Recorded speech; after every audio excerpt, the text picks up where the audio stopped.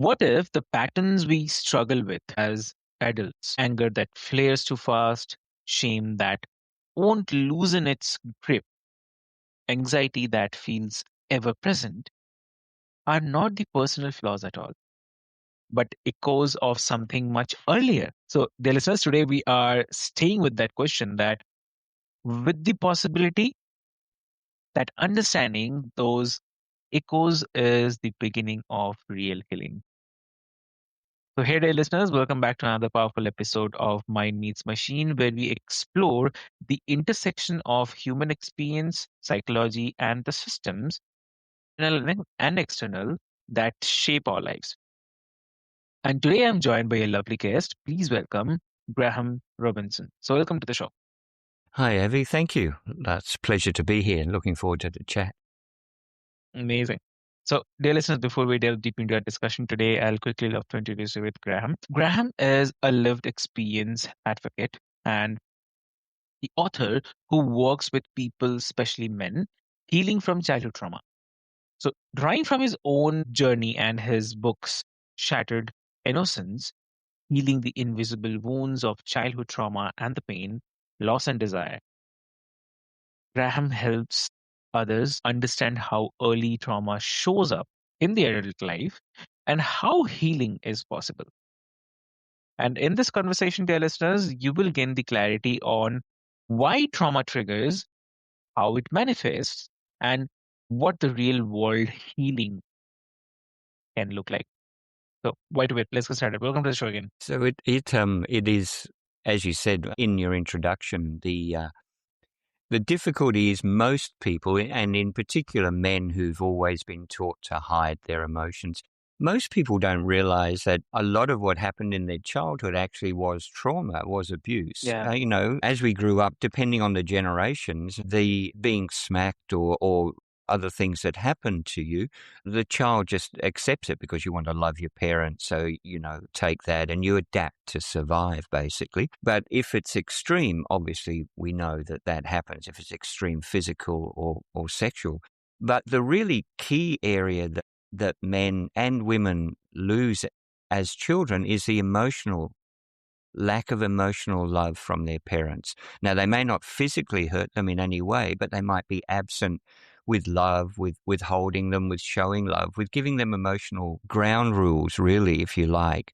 And so, the father may be working all the time and he's absent not because he even thinks about it. It may have happened to him in his young life that he's just working and providing, but he's not giving the love. And the mother may not be. She may be harassed by other things and doing other things. So the child grows up with lack of emotional content, and that can sit in a child and through to the adult and can really allow, or what happens is the child has not developed any of these emotional growth that they should have as a child, and as an adult, they don't know, they can't. If you add that, some physical beating, some other things to that as well, and it can be things like my parents, apart from the physical beatings from my father and so on, but my parents used to scream at each other over everything. That's the only way they communicated. They never spoke. All I can remember is them yelling at each other. So as a child, I was always fearful in the home. So I was always scared. So for me, even from the age of 6 or 7, I was always outside of the house because it was safer. I felt safe on my own running. So I grew up in England and we lived in Africa and then eventually came to Australia. But I felt safer in the bush in Africa than I did in my own house. And, I was playing around in areas where, not so much I was in a city or near a city. There weren't lions or anything like that around.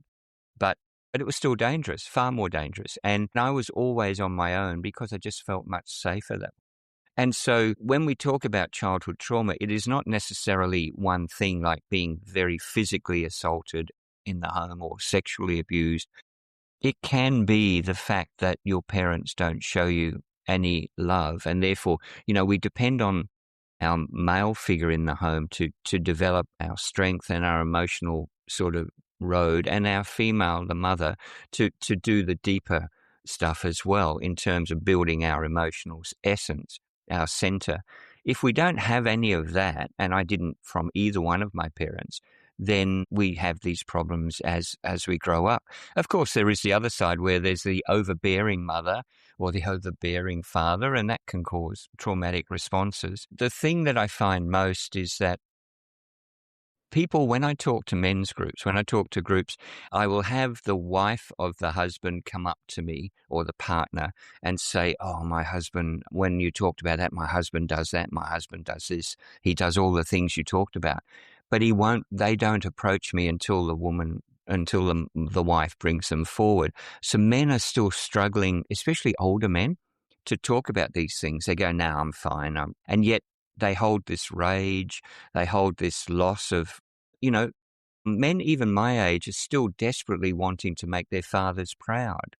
Like my father never put an arm around me, never said he loved me, never said he was proud of me. And um, even in my 50s, I started to still feel that I still wanted to hear that, even when he was dead. How stupid is that? He's dead and gone, but I still had this hole inside me wanting him to tell me that he was proud. And I didn't understand any of that until one day I was watching television and I saw a father on the television put his arm around his son and say to him he was proud of him. Now, I'd seen that scene all the time in different movies, but this one night, I don't know why, I started to shake, I started to cry, and I ended up lying on the floor, believe it or not, like in the fetal position, just sobbing. And I thought I was going crazy. I had no idea what was going on with me. And so that started my journey of looking into what had happened to me, why this was happening, and then started the healing. And then once I started looking at just that one aspect of, the father with the arm around the shoulder saying he's proud, then I started to look at all the other things that had happened in my childhood and how I'd behaved as an adult, even from my 20s, the things I'd done, which I thought, this is just me, like when I'd got into instant anger from 1 to 10 because somebody had been talking too loud. So noise, because of my parents screaming in the house all the time, noise has always triggered me. And so even people next door, like neighbors, when they talk too loudly, my body used to get tense. I used to, you don't know it's happening because it triggers an emotional warning inside you. And would get tense and I'd want to go and shout at them to be quiet, and they're only talking in a slightly above a normal level. That's how the trauma can affect. And of course that goes into rage. If they don't stop, you get really angry and then you approach somebody, and of course, the end result can be quite bad if you, and of course, you don't get on with your neighbors. And, things like road rage even are the same. With childhood trauma, you feel like you must control your life around you. And you must control everything because that's the only way you feel safe. So all of this is because your inner child, your little child when you were younger, created this false personality to try and get your parents to love you. So they didn't love the real you. You got no emotion from them. So you create this false personality, and the false personality doesn't get loved either. So the inner child feels unsafe when any of these things that trigger it from its childhood start to happen. And that's what men quite often, and women as well, certainly don't always understand, that it's coming from these events in childhood. And once you understand them, then you can start managing them, healing them. It's not easy, though. I mean, I'll be honest, it's not like once you know, that's the end of it. It's not like that. But once you do understand, for example, to give you an example that many people have is a thing called people pleasing. So it comes from a trauma in childhood where we will do absolutely anything for anyone and everyone, even if we're so busy that we have no time, even if we know we have to put off something we want to do to help them. It's not just about helping. We will do anything because we need them to like us. We want them to like us, want them to make sure that they know that we're always there, because that's a drive that we have. And it comes from our childhood trauma where we tried desperately to please our parents. There's a whole myriad of things. I wrote the book. I looked at all the different symptoms and I stopped writing after 19 different symptoms because it was getting too many. And so, you look at the different ways you interact with partners. You have trust issues. So if you have a relationship, quite often, if you've got trauma from your childhood, one of the things you have is that you feel abandoned. And a lot of these things, of course, are triggered inside you without you, because you're a child, you don't understand them. And that's why you don't know much about them as an adult. And so what happens in your relationships, of course, is that you either have extreme jealousy, you check up on your partner all the time, you might check their mobile phone, you might try and look at, their emails. You do that even though there's no indication they're doing anything. You fail to be able to completely trust them. So you're always checking up on them. And of course, if you're challenged by your partner over that, you go into a rage because you want to cover up the shame that you have. So you go into this massive rage, and of course that ends the relationship. And then you say to yourself, well, I knew they were going to leave anyway. So, you drive them away, but you make the excuse that, well, everybody leaves me. I knew she or he was going to leave me in the end. So it's, this vicious circle that we're in with childhood trauma, that if we don't break that cycle, we certainly can, our lives are not as good as they could be. We're not as healthy as we could be. I mean, I wish I'd known about this when I was 20 and did the work then. I would have still probably had my marriage. I would have probably had a whole range of things that were far better because of it. You we live and learn. Very, very helpful. Very, very helpful, I'd say. And there's a belief that many people grow up with, that if the childhood trauma is in the past, it should stay there. And that time alone should fix it. So from your experience, what does that belief miss? So you all of your trauma that happens in your childhood. So everybody's different. So one of the things that is very difficult is that what affected me, like I mentioned, that my parents screamed at each other. Now, another child may not be affected by that. For some reason, that doesn't worry them at all. They're happy for their parents to do whatever. So everybody has different impacts from their childhood trauma. What we do, and I sometimes think of it as a bit like a balloon. All of your trauma sits in your nervous system. So this trauma is captured by your nervous system. So, for example, you could be the trauma, like my parents screaming at each other, would have happened when I was a 1-year-old baby.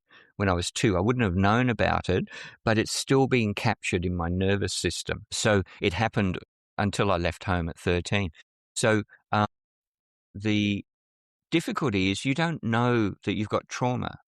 As children, all we want to do as children is be loved, have and see and feel that love. That's all we want. Sure, food and housing and everything else, but ultimately the thing we need is love.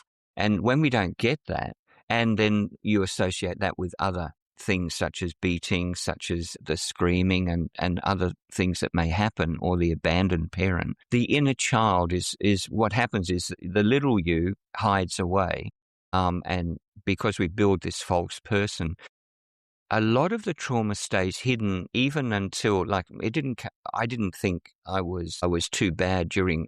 When I look back now, I know I was, but I didn't think about it when I was growing up and when I was in my 30s and 40s. It started to come out of me when I was 50. And it happens a lot. The older you get, a lot more of this starts to leak out. And I often think of it, even though it's in our nervous system, it's like a balloon that's filled and it's slowly the air starting to leak out, and it gets more and more. The older you get, the weaker the balloon. And, that's why you hear stories quite often of older men going into great violent rage with their partners after years of living with them. So, and having no previous history of that anger. It's because there may be something that happens every day in the house that the partner might say, or a niggle that, upsets you a little or just annoys you. Then one day that niggle becomes just too much. That comment is too much, and you snap and it bursts out.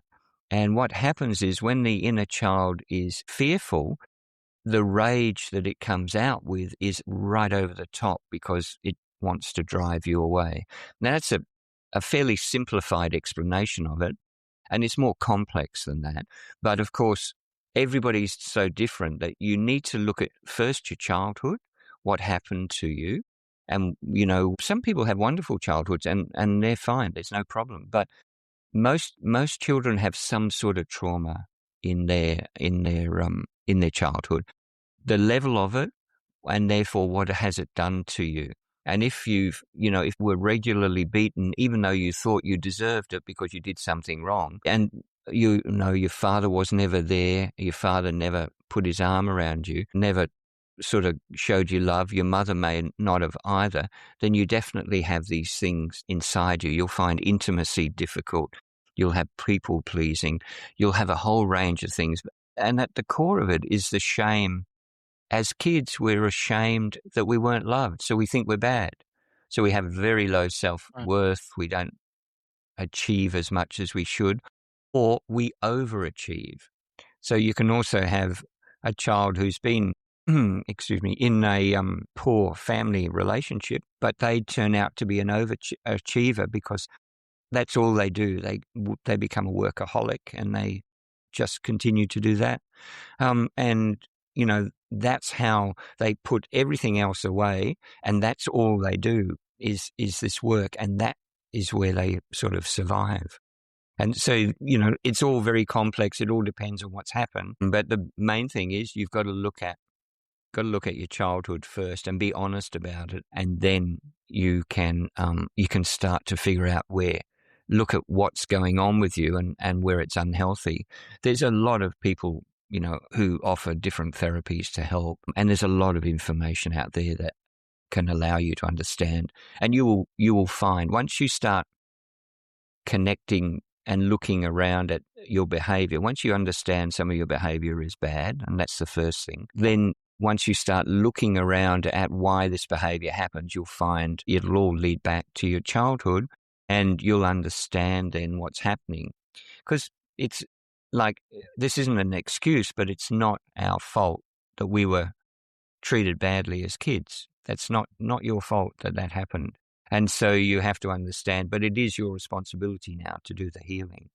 You can't just, once you start to understand, you can't just let it continue. Very, very true. Yeah. And so, how do emotions like anger and rage sometimes act as a protectors for something more vulnerable underneath? What do you say? So rage is the scary thing,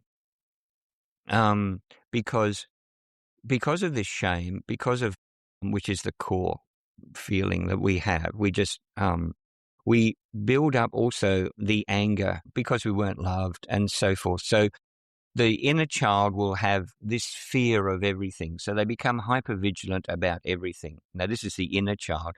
As an adult, for example, something like road rage, say, you want to you want to control everything around you. The inner child, the moment the inner child feels fear, feels that they're in danger, the only way that they know how to react really is to do it over the top. So it's like, imagine a lion or a tiger protecting its cubs. That's really what the inner child does. And so the rage comes out, and it's nearly unstoppable. And that can be against your partner. It can be against a stranger.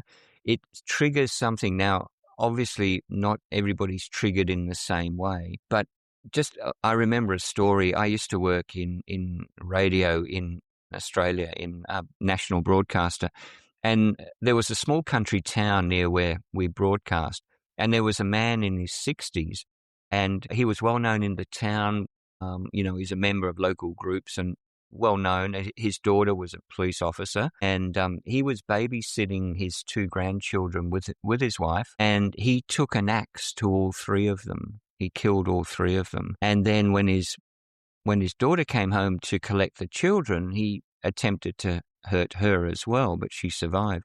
He then drove to a hotel, a pub in another town, walked in and sat down and had a beer, ordered a beer at the counter as if nothing had happened. And the barman recognized him. By that time, his picture was on television and so forth. And so when he was asked, the police came, arrested him. When he was asked why he did it, he said he didn't know. Now, I'm not saying that's all childhood trauma. There could have been other things happening, but that's the sort of level of anger that does come out. And I wouldn't be surprised if, if you investigate. I mean, this man also attacked somebody else in jail. So there was a lot of anger inside him. But where does that anger come from? And if you do the work, I think you would find that it comes from the childhood. And that's sitting in there, and it gets triggered by, I don't know why it got triggered that day, but as I said earlier, one little word that you constantly hear doesn't trigger you for a long time, for years, and then one day, for some reason, it just triggers you and you can't cope with it anymore, and your inner child reacts, and it reacts like that, with that extreme anger. And that's the work that I like to do with men about domestic violence. It's, a lot of that comes from their wishing to control their partners, wishing to do all these things. But if we look back, we will see that there's more often than not some childhood trauma going on there. And if we can get to that point and get them to understand that anger, then they can control it. Simple ways to control your anger, well, I found, and because I used to get that angry, I used to get extremely angry. And like I said, with noise and with other things. And I just went completely off from 1 to 10. It was just quite frightening at times. Not with my partner, not with my children. That's not an area I did, but in other ways. But what I found was that one way for me to control it quite quickly, as well as doing work, is to give it a name. So what I did was I called my anger George. And so what happens is, as the anger starts to come up, as you feel because we all feel it, you can feel the anxiousness, you want to go and say something or do something, you just say, whatever you call it, you say, no, George, we're not going to do that. And by naming it, you can actually have like if you don't name it, you can't have a conversation with it. So you have now it's not going to heal you, but it will stop you in those moments because you're breaking the cycle of rage coming up. So I just recommend to people to just do that quickly. And then, you really need to go and get therapy and you need to go and work on that. The thing that I've found with childhood trauma is that I don't believe we can remove it from our bodies altogether, but we can manage it. We can understand it. If I understand how bad I was in relationships, now I can do better. I understand, and I don't do the things I used to do. I don't get angry now about noise elsewhere. I just move away from it. It still triggers me. I still feel anxious. Even though I know about it, I still all clench up when I hear these loud noises, but I don't do anything about it. I just manage my own body, or my own system. So you can do things like that. The other thing that I recommend is, if you're feeling anxious, and a lot of this is how that comes up, your heart will race, your stomach will clench, those sorts of things, and you're feeling anxious, just put a hand on your stomach and just take a few deep breaths. Because the breathing will help regulate your nervous system again. And you can do these things even if you're sitting on a train or in traffic. Excuse me. You can do these things. They're not massively difficult things to do. And it allows your body just to calm down enough for you to reason with yourself. And so what happens is, the deeper work is you talk to your inner child, and you can do a lot of inner child work. And a lot of men look at you strangely when you say you've got to do inner child work. But the truth is, you have to reparent your inner child because it wasn't parented. So it didn't have a parent. So now you are the parent, and you've got to talk to your inner child like you are the father, and you're there to protect them.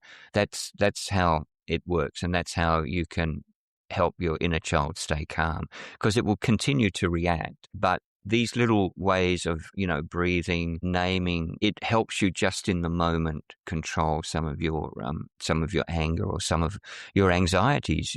You feel it coming up, you don't want to, you feel scared. I mean, even as an adult, you can be in a situation where there's nothing going on around you that's dangerous, but your inner child suddenly feels scared because of some reason that happened in your childhood, and you start to feel scared. And, that's difficult to understand. Why is this going on? But your inner child fears everything. So those are some of the simple things, but then look into it further and start to try and find ways to heal. It'll make you a better person, I've got to say. It makes a huge difference. That's really amazing. And also, I'd love to ask, like, when setbacks happen, old emotions resurfacing, and I'd say the anger returning, how can someone avoid seeing that as a failure? It's seeing that as a Failure. I guess the difficulty with childhood trauma is you have to go and feel the feelings to heal. Now that's often talked about. There was a very, very good man, he's passed away now, an American called John Bradshaw, who in the 80s was doing a lot of this work before people were talking about inner child as much. And the key is that you really have to go in and understand what happened to you to get better, to heal, to be able to manage the rage. You have to know where it came from, where it comes from. And you have to understand that it's an emotion in you that's been left there, and it's like anything. It's sitting there churning over and growing. And so if you don't do something about that, and if you don't go in and do real therapy on it, then this rage will always sit there. It's funny. The truth is we don't always know what really triggered us as children, what really hurt us the most as children. To give you a very quick example, so my father, the first time I remember being beaten was at 5 with a leather belt. He chased me through a forest, but I'd taken 2 little toys from a shop, and I was playing with them in the car, and he saw me and he pulled over and took me out of the car and started whipping me. And I thought that was really the worst incident for me. And when I was doing the therapy, though, I found out that it wasn't. What really made a difference, the really difficult emotion for me was when I was at school at about 6, I won I came third in an award for a painting, and there was a big presentation at the school in the auditorium, and to collect it in the evening. And so I went. All the other people who won prizes had all their families with them. I didn't have anyone. Nobody turned up. I was there on my own. And so I didn't even go up on stage to collect the award. And that, when I did the work, that was the moment that really was the deepest pain for me, that emotional pain. It was the sort of realization that I was alone, that there was nobody, because nobody turned up for that event. And so sometimes we think, the physical beatings are the worst thing, but in actual fact, the truth is the worst thing that we have is the lack of emotional support from our parents, the love. If we don't have that, that's really the deep, deep wound. The physical beatings are abuse, yes. Obviously, sexual abuse is by far the worst. That is something else that brings in a much more difficult time for anybody. But really, ultimately, it's that lack of emotional nurturing, that lack of emotional connection. Because what happens is I grew up with feeling always alone, had no emotional connection because I hadn't learnt emotional connection as a kid. So I didn't know anything about my emotions. So what would happen with me is I would get involved in relationships, but I would always be standing looking outside, looking in, basically, having a distance from my partner, never feeling quite connected. I mean, when I left my marriage, I said to my ex-wife, I said, I don't feel like I belong here. And she said, you're silly. What do you mean? But that's how I felt. I felt like I didn't belong. And you can't explain it, but it's an all-encompassing feeling. And so that takes over. Many people who suffer from childhood trauma will feel like they're alone all their lives. Even when they're with groups of friends, even when I was at a party, I'd stand there, look around and think, I don't feel like I really belong here. It was always there. It's just you've never been connected to anybody as a child, and as an adult, that remains. It's very difficult to overcome until you understand it. And to be honest, you still may feel alone. I still have, when I go to groups, I still feel like I'm outside looking in. But you make an effort and you understand what's going on. And that's the important thing. You need to know what's going on to understand it and to be able to do something about it. Exactly. Exactly. Amazing. So, for the listeners who want to connect with you, how they can connect? Yeah, sure. It just easiest way is through my website, grahamrobinsonwellness.com. I do work with hypnotherapy and other work. Okay. The one thing I would say to everybody is that is listening that has any idea that these things are going on, go and have do some research, think about your childhood, and find some therapy. It doesn't matter who it's with. Find somebody you trust that you think you can work with, and do some work because you will feel so much better once you remove some of these traumas. That's really amazing. And I would say thank you so much for joining us on Mind Meets Machine. And if today's conversation has resonated, please take a moment to sit with what surfaced. And also remember that awareness is not a kind of weakness, it's the first act of courage. So, with this hope, until next time, this is your host, Awake, and take care of your mind and the story still learning to tell. So, thank you so much. Thank you, Abby. Great talking to you.